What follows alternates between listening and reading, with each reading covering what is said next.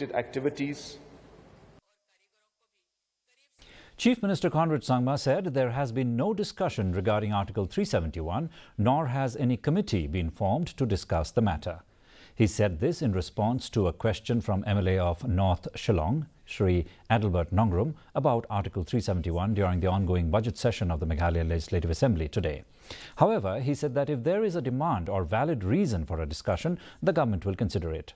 The Chief Minister added that there has never been a felt need to consider Article 371 as the state falls under the 6th schedule.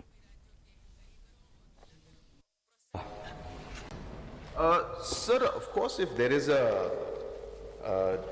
requirement and there is a demand, and if there is any reason for us to allow a discussion to take place on the matter, we can have particular provisions. But as I said, as of now, the state, the schedule areas, we come under the 6th schedule, and the provisions are there to protect us and our culture, our land, our people.